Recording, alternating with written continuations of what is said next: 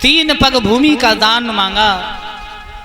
भगवान का एक चरण का अंगूठा जिस समय ब्रह्मलोक की ओर गया है, वो अंगूठा फट गया।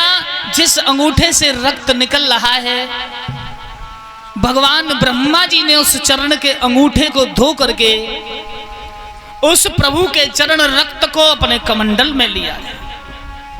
जिस कमंडल में महाराज बड़ी सुंदर बेटी का जन्म हुआ, जिसका नाम ब्रह्मा ने गंगा रखा है। सज्जनों, एक महाराज अम्बरीश हुए थे, और अम्बरीश के युवनाश के हरित हरित के चंप सुदेश भरुक, और महाराज भरुक के बाहुक हुए। बाहुक के 6 पत्नियां थी। एक पत्नी गर्भ से थी, और बाहुक को मृत्यु होने के बाद 5 पत्नियों ने मिलकर के एक पत्नी को जहर दिया, और ऋषि ने मरने ना दिया, उसे बचा लिया संजीवन वृत्तिया के द्वारा, जिससे होने वाले सुंदर बेटे का नाम सगर रखा है महाराज। सगर बड़े अच्छे महान प्रतापी राजा थे। 2 रानियां हैं, केसनी और ब्रह्मणी। सर्व सुख हैं महाराज के, दुख एक ही बना कि जीवन में किसी बालक का जन्म नहीं हुआ। सज्जनों, सुखदेव कहते हैं, हे महाराज परीक्षित, कि जो भी माताएं बहनें बैठी हो थोड़ी थोड़ी आगे आ जाओ। ऐसे मत बैठो गए हमारे नाम है गई है जी, यहाँ की जमीन चौपार मत बनाओ। ऐसे बैठिए पैर फैला के, देखो जिनका आगे बढ़ो। पहले ए लली आगे बढ़ जाओ, सुनाई नहीं आ रही, आगे बढ़ो। देखो ऐसे बैठी है, आपका सब सुख हमें ही मिले यहाँ बैठ के, बाकी तो जो सब ऐसे ही आते जा रहे हैं। आगे बढ़ जाओ।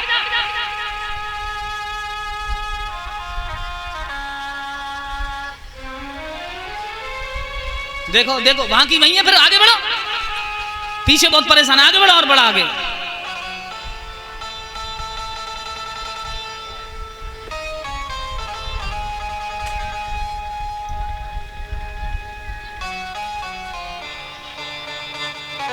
और आगे बढ़ जाओ। महाराज तुम ही थोड़ी हेल्प कर दो, आगे बढ़ा दो ना, बढ़ाओ। पीछे से ये कुछ महिलाएं आ रही हैं, बहुत परेशान है।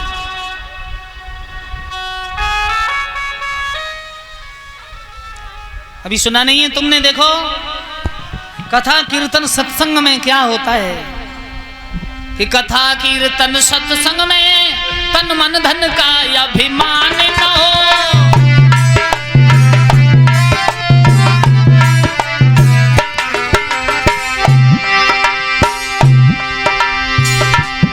हमारे दिल में ये भी नहीं होना चाहिए ये हमारे बराबर वाला गरीब है, हम पैसा वाले हैं। और ये भी नहीं होना चाहिए कि ये ना जाने कौन सी जाति से है और हम कौन सी जाति के हैं, ये बिल्कुल नहीं होना चाहिए। कथा कीर्तन सत्संग में तन मन धन का अभिमान न हो, जात पात और छुआछूत का दिल में भेदभाव ना हो।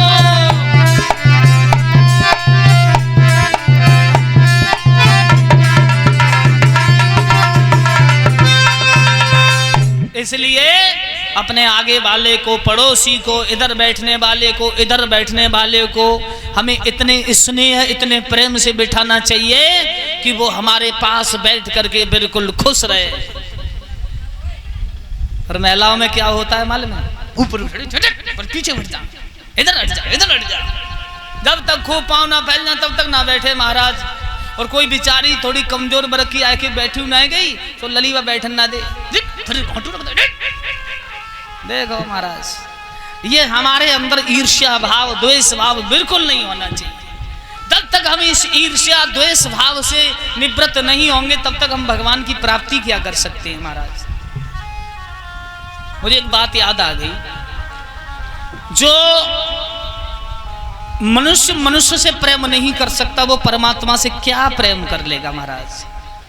जो मनुष्य मनुष्य को सम्मान नहीं दे सकता वो परमात्मा को, मेरे गोविंद को क्या सम्मान दे सकता है।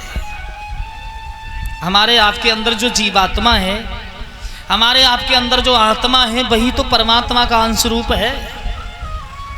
और हम अपने से बड़े को अगर मनुष्य को सम्मान ना दे पाए, ना कर पाए, तो गोविंद को क्या सम्मान दे सकते हो? गोविंद क्या सम्मान उसका प्राप्त कर सकते हैं? तो हमें अपने से बड़े का, अपने से छोटे का भी आदर करना चाहिए। कभी ये नहीं सोचना चाहिए हमसे छोटा है तो हम इसका आदर नहीं करेंगे। जब हम अपने से छोटे का आदर करेंगे तब हमारा छोटा वाला आदर करेगा। और जब हम अपने से छोटे का आदर, पड़ोसी का आदर, सामने पीछे वाले का आदर नहीं करेंगे तो वो भी हमारा आदर करने वाला नहीं है।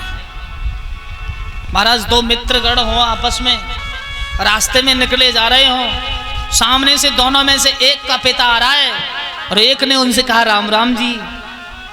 संग वाला सोचेगा इसने मेरे बाप को राम राम की है और इसका बाप अगर मुझे मिलेगा तो मैं भी राम राम अवश्य करूंगा। जब तुम ही किसी के बाप को राम राम नहीं करोगे तो तुम्हारे को भी कोई करने वाला नहीं, क्योंकि आज का जमाना ही आ गया। जब तुम किसी के माता पिता गुरु का सम्मान नहीं कर पाओगे तो तुम्हारा और हमारा भी कोई करने वाला नहीं। महाराज बड़े दुखी हैं महाराज।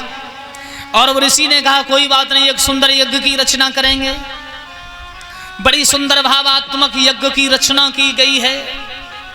और जैसे उस यज्ञ की रचना की गई, अग्निदेव प्रकट हुए महाराज। और अग्निदेव ने कहा सुबह होते ही महाराज जितने जीव जंतुओं के दर्शन कर लोगे उतने ही तुम्हारे पुत्र प्राप्त होंगे। महाराज संध्या वंदन किया, पूजा पाठ किया। महाराज पूजा से निवृत्त होके जैसे दरवाजा खोला तो आंगन में एक छिद्र है, दीमक के पतंगे उड़ते जा रहे हैं। और महाराज टकटकी बांध करके उन दीमक के पतंगों को ही नजर भर के देखते रहे। राजा की आंखों से 60,000 दीमक के पतंगे उड़ करके निकल गए। महाराज 60,000 दीमक के पतंगे उड़ के निकल गए। 2 वर्ष हो गई, गर्भ स्थित हुआ, बालक कोई ना हुआ। महारानी ने उस गर्भ को खंडित कर दिया और ऋषि ने मंदराचल पर्वत के गहरे गड्ढे में ले जाके उस खंडित गर्भ को डाल दिया जिसमें जल भरा है। और राजा से कहा कि आप इसकी तालाब की रखवाली करते रहना। राजा सुबह जाते हैं महाराज घोड़े पर सवार होके तो 10-15 बालक रोते हुए मिलते हैं उस गड्ढे के अंदर। उठाएं महाराज, घोड़े पर रखें और घर लाके छोड़ दें। लो पहनाओ कपड़े और कराओ स्नान। उस एक पर्वत के उस सुंदर गुफा से राजा के कितने बालक हुए? 60,000 पुत्र अवतरित हुए हैं महाराज। और महाराज 60,000 जिसके बेटा हो जाए वो कम पड़ेगा किसी से? हाँ, खाऊ के 4-5 भैया अगर थोड़े कर रहे हैं ना, वो भी गांव में सीना निकाल के चले मेरे समान है कोई शास्त्री जी, धुआं निकल रो धुआं, जे कहे हमसे धुआं निकल रो धुआं, तो हम भी कह देते हैं भैया धुआं तुम्हारी नाल में नहीं निकल रहा, धुआं सबके अंदर ही निकलना है। ऐसा कोई नहीं बचेगा जिसमें धुआं ना निकले, सबको धुआं से ही समर्पित होना है।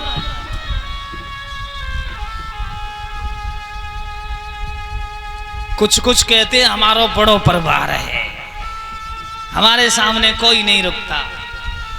कोई पैसे के अहंकार में वशीभूत है, कोई भाइयों के अहंकार में वशीभूत है, कोई परिवार के, कोई रिश्तेदार के बल भरोसे पर इंसान के अंदर अहंकार ही अहंकार वशीभूत है। महाराज 60,000 सगर के पुत्र, सगर ने कहा अब हम चक्रवर्ती सम्राट बन के राज्य करेंगे। एक सुंदर यज्ञ किया जाए और उस यज्ञ का दिग्विजयी घोड़ा हम छोड़ेंगे। सुंदर यज्ञ की रचना की गई, दिग्विजयी घोड़ा छोड़ा गया और इंद्र एकदम कांपने लगा है। बोले अब हमारा ये जो पद है ये भी हमसे चला जाएगा।